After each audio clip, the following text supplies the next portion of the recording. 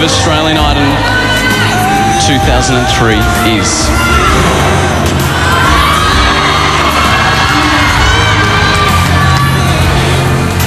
Guy Sebastian. Is he making it safe for fro wearers of Australia? Yes, he is, mate. Go the fro, bro. He just looks like an Australian Idol and sings like one.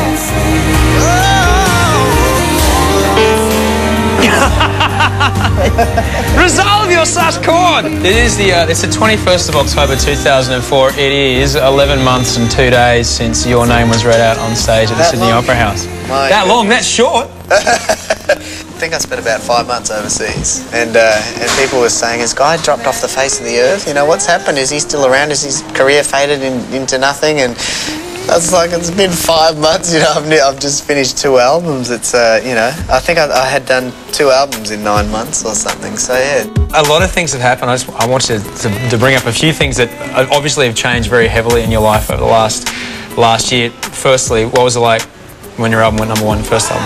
Yeah, that was great. I mean, I don't know, I'm a bit weird as far as getting told that information. Like, I remember I was in London at the time, and so much stuff gets told to me, and it kind of, I don't know if it sinks in. Like, I don't know how to react, you know, but everyone who tells me something, they kind of go, you know, your album's went #1, and I'm so excited, but I don't know how to react, you know, because, I mean, if you had told me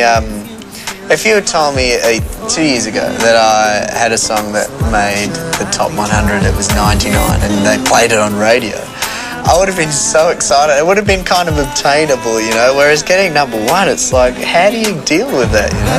It's incredible. What was it like the day where you went, that's it, I'm going to need a bodyguard?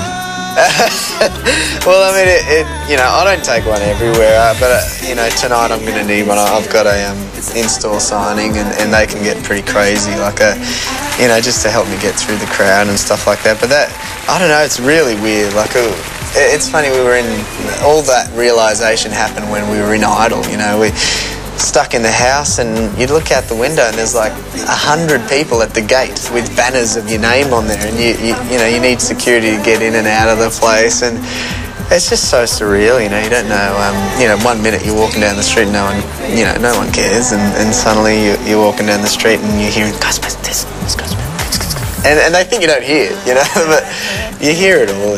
And okay, another thing, the last thing I want to ask you about in the last year, and like obviously a turning point was the day that you landed in Los Angeles to start work on the new record. Yeah, what was that like? That was exciting. I think the first trip I was really excited. The 6th trip, I was really hanging to get home.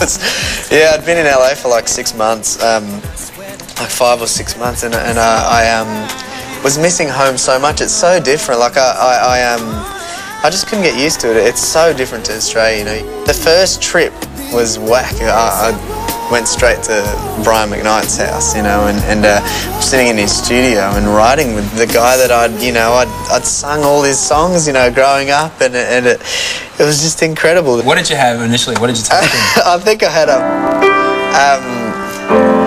baby, I will wait for you forever, and just little changes, and he would change the chords to like, baby, I will wait for you forever, however long it takes for fate to bring you back to me. Wish I realized, seen it through your eyes, all the things I put you through. That's a real Brian chord. I love that chord. Forever I will wait for you.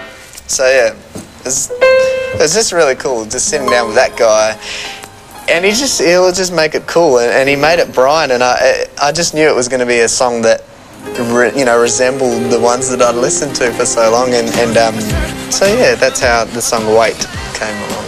And what about the stuff you're working on with Robin Thicke?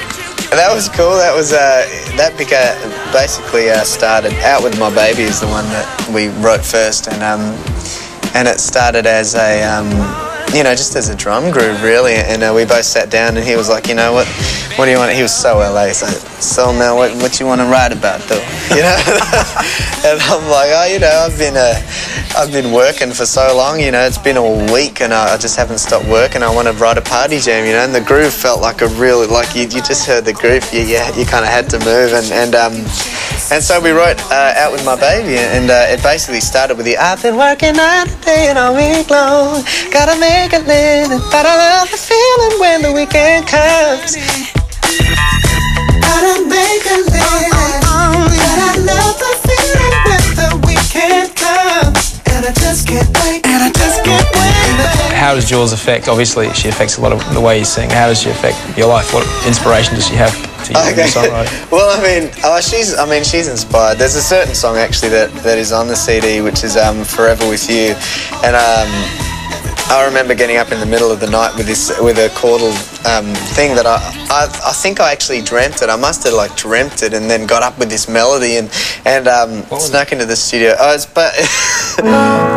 It's actually a song that Maya sings on the record, and it's basically when we split up, just realising that you know, you got to be together, and I'll sing it for you.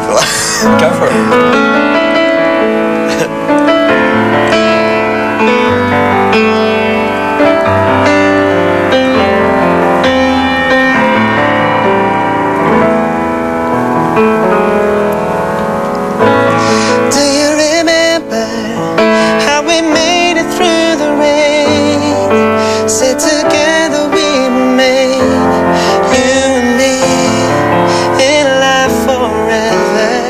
I wanted to ask you about, you know, one thing that I found very interesting at the end of Idol last year. People in buses looking down at me, and I'm looking back up at these people in the buses, and I see on the side of the bus...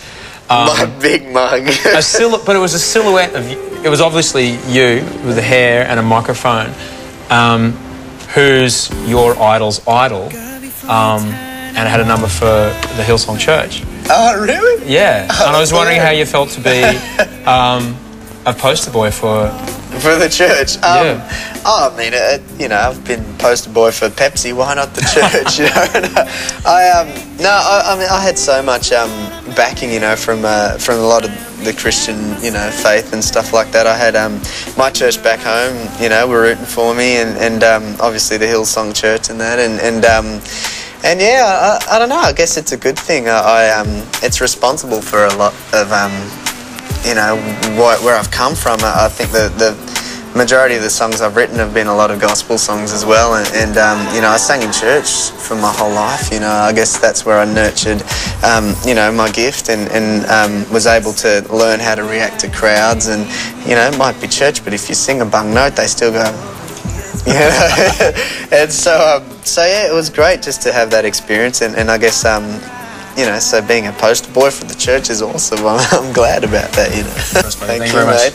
Nice Thanks, brother. Good to see you again, sir. Absolutely. And just take us a suspended and a resolve to take us out, please. Okay.